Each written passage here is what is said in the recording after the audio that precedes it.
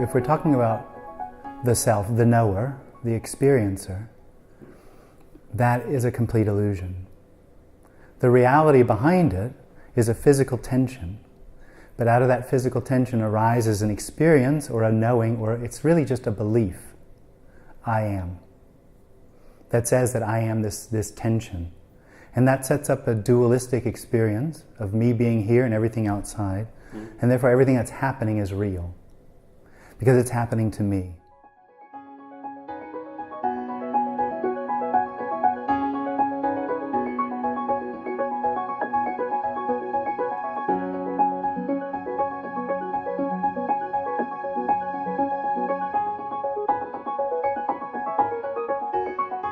And that reality means that it means something to me. I have to do something to make it right, to make it work. That's my experience as an individual. And what the seeker is looking for, what the me is looking for, what the self is looking for, is the end of seeking. So it seeks to find the end of seeking. That's the whole story of me.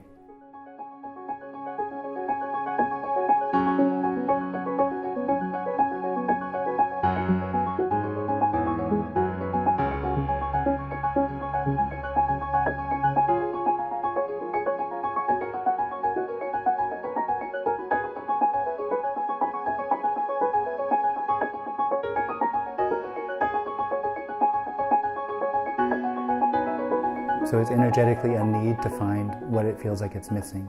The energetic aspect is that there's a position, so positional, that I'm here and you're there. And that position is the effort of the individual to overcome the seeking, to unite itself with itself again, is to overcome that distance. And that's the energetic experience of the individual. That something's wrong, that distance, and that needs to be overcome.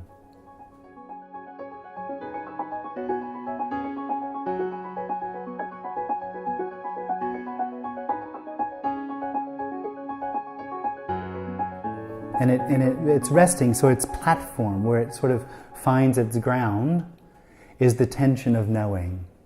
I know, I'm here.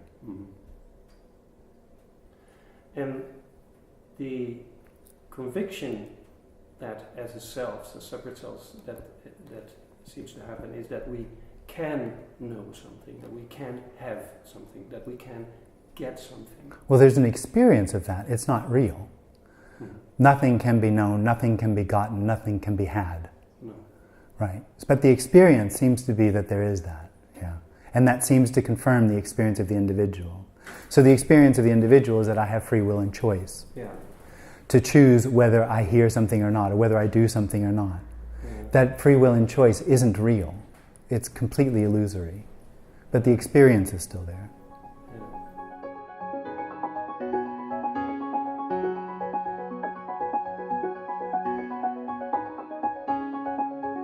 Seems to me often much more surprising that the individual can maintain itself than the fact that it falls away sometimes. Yeah.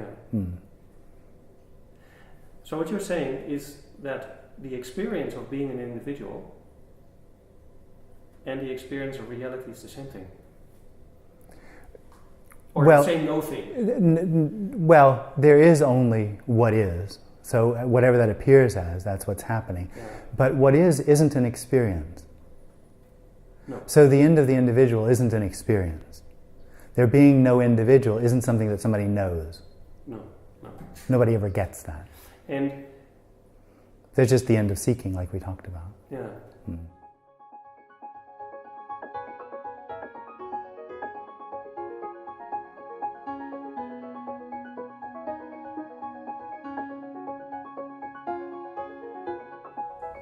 So, in a way then, the what is, which is ungraspable, which is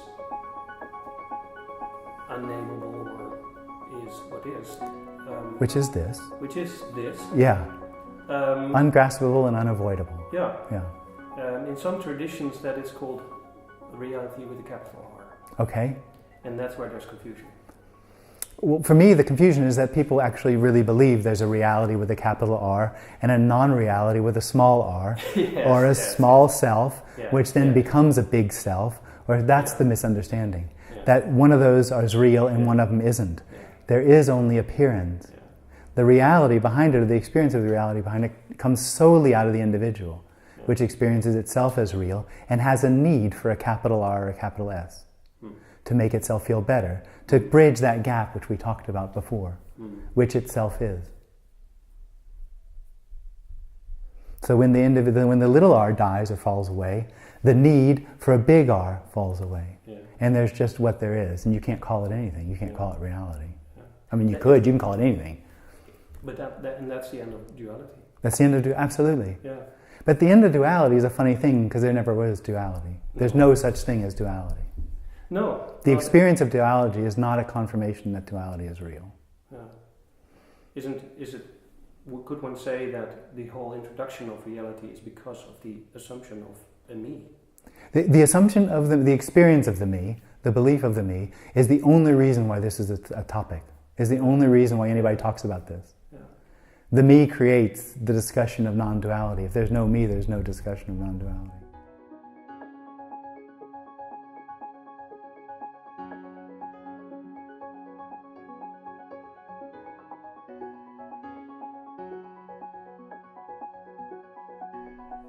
Apparently, for some people, it occurs, or it happens, or it's... Well, it actually just stops happening. Or it's, that's the problem with language, of course. A little bit, yeah. But it just stops happening. Something that never happened stops happening.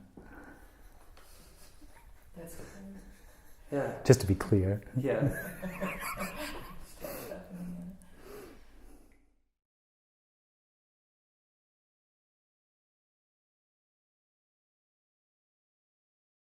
The end of all processes. It's the end of all time.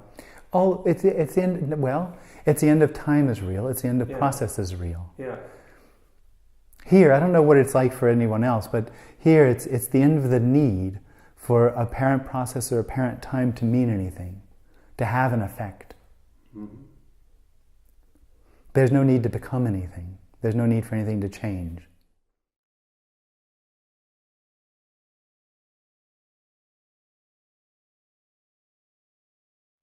So from the perspective of self, to let go of the idea of becoming, it can't. And meaning, it can't. It can't cope with that. No, it can't do that. No, or can't do it. No, it is the same thing. The need for meaning, the need for purpose, is immediately arises with the experience of I am. Yeah. It's the same thing. So there arises an I am, and everything is then covered, blanketed with the need of meaning and purpose. Yeah. So it'll look at a chair and it'll think, oh, that pillow's like that might mean something. Yeah. No, it does. Yeah. Every individual is a seeker. Yeah, by definition. And it makes no difference if they're seeking money, power, or spirituality. There's no difference in those things. Yeah. Because it all has to do, it's all part of the system of the individual, trying to fulfill a whole, trying to bridge that gap which doesn't even exist. The seeking creates the individual, or... The seeking is a result of the experience of the lack, which the individual is. Yeah. The lack of wholeness. The lack of wholeness, the lack of everything, the lack of... And the sense of separation. Absolutely. Yeah.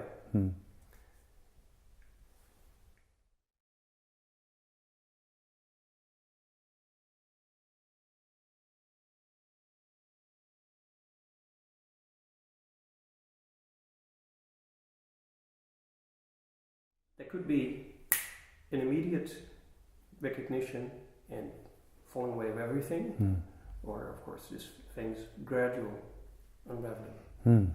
Could you say something about that? What happened here? Well, the last bit, when I first heard about non-duality,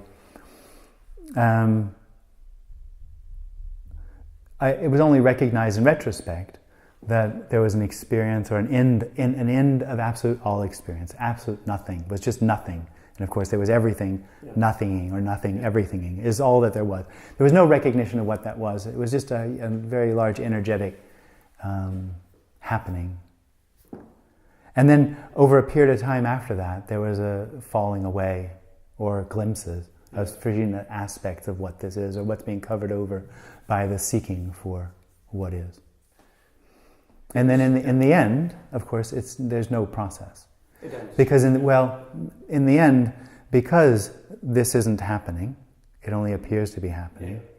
The whole process which leads to nothing happening, of course, is a ridiculous idea. Yeah. That something could lead to nothing. Yeah. So in the end, it's recognized there's no process because nothing has ever really happened. It was just a dream. Mm-hmm. Out of which no one awakes, because the dream is the dreamer's own dream.